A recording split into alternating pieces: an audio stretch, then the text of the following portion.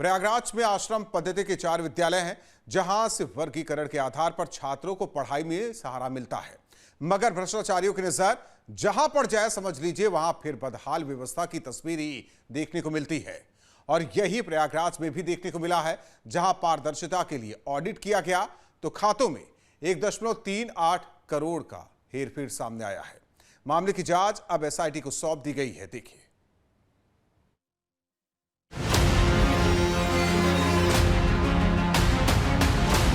उत्तर प्रदेश की योगी सरकार जनता के हित में काम कर रही है और इसी कड़ी में प्रदेश का समाज कल्याण विभाग भी तत्परता दिखा रहा है।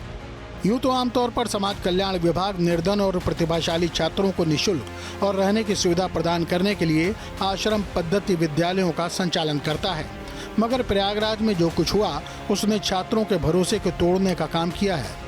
दरअसल प्रयागराज में पिछड़ा वर्ग कल्याण के लिए 4 आश्रम पद्धति विद्यालयों का संचालन होता है, लेकिन भ्रष्टाचारियों की नजर ऐसी पड़ी कि खरीद फरोख्त में 1,38,00,000 रुपए की हेराफेरी कर डाली। मामले में एसआईटी को जांच सौंपी गई है। न्यूज स्टेट इन्वेस्टिगेशन में हम आज इसी मामले की परत खोलेंगे, दिखाएंगे कि कैसे छात्रों के हक पर भ्रष्टाचारियों ने कैसे डाका डालने का काम किया। न्यूज स्टेट इन्वेस्टिगेशन में बड़ा खुलासा, आश्रम पद्धति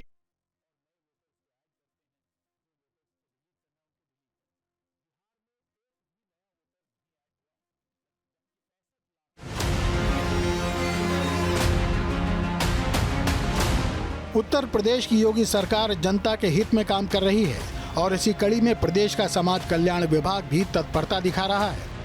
यूं तो आमतौर पर समाज कल्याण विभाग निर्धन और प्रतिभाशाली छात्रों को निःशुल्क और रहने की सुविधा प्रदान करने के लिए आश्रम पद्धति विद्यालयों का संचालन करता है, मगर प्रयागराज में जो कुछ हुआ उसने छात्रों के भरोसे को तोड़ने का काम किया है। दरअसल प्रयागराज में पिछड़ा वर्ग कल्याण के लिए 4 आश्रम पद्धति विद्यालयों का संचालन होता है, लेकिन भ्रष्टाचारियों की नजर ऐसी पड़ी कि खरीद फरोख्त में 1,38,00,000 रुपए की हेराफेरी कर डाली। मामले में एसआईटी को जांच सौंपी गई है। न्यूज स्टेट इन्वेस्टिगेशन में हम आज इसी मामले की परत खोलेंगे, दिखाएंगे कि कैसे छात्रों के हक पर भ्रष्टाचारियों ने कैसे डाका डालने का काम किया। न्यूज स्टेट इन्वेस्टिगेशन में बड़ा खुलासा, आश्रम पद्धति स्कूल में घोटाला, किसने किया गड़बड़ झाला, करोड़ों रुपए उड़ाए, जांच में चेहरे सामने आए। एसआईटी खोल रही परत, इन्वेस्टिगेशन बेधड़क। प्रयागराज में समाज कल्याण विभाग से जुड़े आश्रम पद्धति विद्यालयों में एक बड़ा घोटाला सामने आया है, जिसमें विभाग के अधिकारियों ने मिलीभगत कर गरीब बच्चों की शिक्षा के लिए सरकार की तरफ से आवंटित पैसों का गबन किया है। न्यूज स्टेट इन्वेस्टिगेशन में आज हम इसी घोटाले की पड़ताल करेंगे। ये तस्वीरें हैं प्रयागराज के आश्रम पद्धति विद्यालय की, जहां पर छात्रों को उनकी प्रतिभा के हिसाब से शिक्षा में आरक्षण मिलता है। इन 4 विद्यालयों में छात्रों को भोजन, यूनिफॉर्म, किताबें और अन्य शैक्षणिक सामग्री मुफ्त दी जाती है, मगर इन विद्यालयों में इन सामानों की खरीद के नाम पर एक ही बड़े खेल को अंजाम दिया गया। दरअसल कोरांव, कोड़िहार, सुरवल सहनी और खाई करछना में 4 राजकीय आश्रम पद्धति विद्यालय संचालित हो रहे हैं और इन्हीं में गबन का बड़ा मामला सामने आया है। आरोप है कि साल 2018-19 से लेकर 2021-22 के बीच 1,38,00,000 रुपए का गबन किया गया।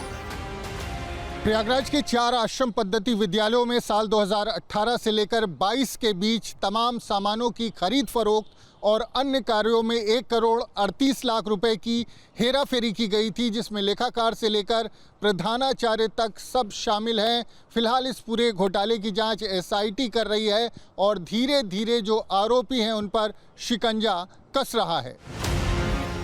छात्रों ने इस पूरे गड़बड़झाले को दबाने की कोशिश तो की, मगर योगी राज में पारदर्शिता के साथ हो रहे कामों की वजह से उनका भ्रष्टाचार टिक नहीं सका और ऑडिट के दौरान हिसाब में कुछ खामियां पाई गई।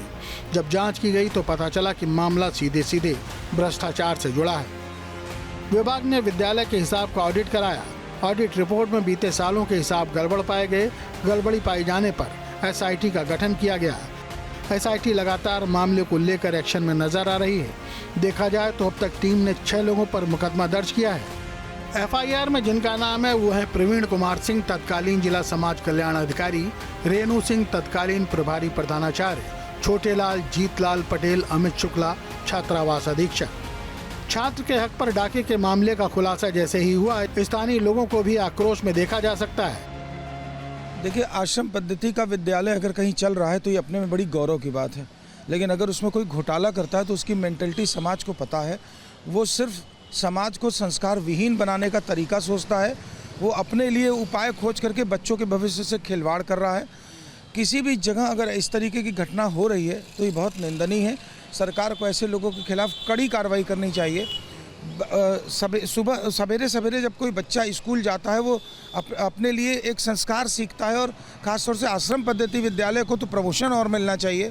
वहाँ अगर कोई इस तरीके की घटना करता है, इस तरीके की हरकत करता है, तो बेशक वो बहुत ही बड़ा अपराधी है। और गवर्नमेंट जब इतना चैतन्य है तब वो कर रहे हैं, इसका मतलब कहीं ना कहीं से कुछ ऐसी भी बात हो सकती है जिसकी जांच सरकार को अलग से करनी चाहिए। कोई ऐसी जगह पर, ऐसे पदों पर ऐसे लोग तो नहीं बैठे हैं जो खाली सरकार को बदनाम करना भी चाहते हैं। ये बहुत दुखद ही है, इसे ऐसा नहीं होना चाहिए। गरीब बच्चों के साथ ही अन्याय हो रहा है और हमारी सरकार इसके लिए काफ़ी व्यवस्था है और सचेत है, व्यवस्था कर रही है, परंतु जो इससे मिले हुए अधिकारी लोगों हैं, इन लोगों को जांच की जाए और उनको कड़ी से कड़ी कार्रवाई की जाए। मामले में एसआईटी जल्द ही इन लोगों के बयान भी दर्ज करेगी, जिसके बाद आगे की स्थिति साफ हो पाएगी। स्थानीय लोगों का कहना है कि सरकार को ऐसे लोगों पर सख्त कार्रवाई करनी चाहिए।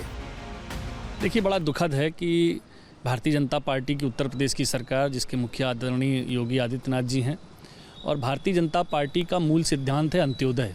पंडित दीनदयाल उपाध्याय के सिद्धांत पर चलने वाली हमारी पार्टी और सरकार, जो समाज के अंतिम पावदान पर बैठे हुए व्यक्ति हैं, उनको उनके मूलभूत अधिकारों को दिलाने के लिए काम करती है। उसमें शिक्षा एक बहुत बड़ी चीज़ है। उस शिक्षा के लिए, गरीबों को शिक्षा प्रदान करने के लिए उत्तर प्रदेश सरकार ने आश्रम पद्धति के जो विद्यालय खोले, उनमें गरीब बच्चों का प्रवेश हो, उन्हें अच्छी शिक्षा मिली, ये सरकार की मंशा रही। लेकिन जैसे कि जानकारी हुई कि उसमें आश्रम पद्धति के विद्यालयों के कुछ प्रधानाचार्य या अकाउंटेंट या कुछ और लोग, जिन्होंने मिलकर लगभग 1 करोड़ से अधिक का घोटाला किया, ये दुखद है। और जब सरकार के सामने ये मामला आया तो चूँकि उत्तर प्रदेश की सरकार जीरो टॉलरेंस अगेंस्ट करप्शन है, तो उन्होंने उसी समय उसकी एसआईटी की गठन किया और एसआईटी ने गंभीर अपनी जांच की और प्रकरण में पाया कि कुछ लोग गंभीर रूप से इसमें संलिप्त हैं। उनके खिलाफ एफआईआर भी हुई है। तो मुझे लगता है सरकार अपनी सही दिशा में काम कर रही है। कहीं कहीं अधिकारी उसको परेशान करने का काम करते हैं, लेकिन ये जो अधिकारी जिन्होंने ये भ्रष्टाचार करने का काम किया है और बच्चों का अधिकार छीनने का काम किया है, मुझे लगता है सरकार और न्यायालय दोनों ही इनको उचित दंड देने का काम करेगी। मामले में मंत्री जी कार्रवाई की बात कह चुके हैं, वहीं दूसरे प्रशासनिक विभाग भी मामले में एक्शन के मोड में नजर आ रहे हैं। विभागों का एक्शन बता रहा है कि जल्द आरोपी अपनी करतूतों की सजा भुगत रहे होंगे, क्योंकि योगी राज में भ्रष्टाचारियों के साथ समझौता संभव ही नहीं है। और प्रयागराज के आश्रम पद्धति विद्यालय में हो रही कार्रवाई इस बात का बड़ा सबूत है। इस घोटाले से जुड़े आरोपी न सिर्फ चिन्हित हैं बल्कि पुलिस के रडार पर भी हैं, लेकिन जिस रफ्तार से एसआईटी जांच आगे बढ़ रही है उससे ऐसा लगता है कि जांच पूरी होने में कुछ और समय लग सकता है। लेकिन इतना तो तय है कि गरीब बच्चों के हक का पैसा मारने वाले भ्रष्टाचारी बख्शे नहीं जाएंगे। प्रयागराज से वीडियो जर्नलिस्ट विजेंद्र कुमार के साथ मानवेंद्र प्रताप सिंह, न्यूज़ स्टेट, उत्तर प्रदेश। जहां भक्ति है हर शब्द में, कथाओं में छुपे हैं दिव्य रहस्य और ज्योतिष देता है जीवन को दिशा। धर्म से जुड़ी हर बातों को जानने के लिए हमारे चैनल स्तुति को सब्सक्राइब करें। चैनल पर जाने के लिए इस लिंक पर क्लिक करें।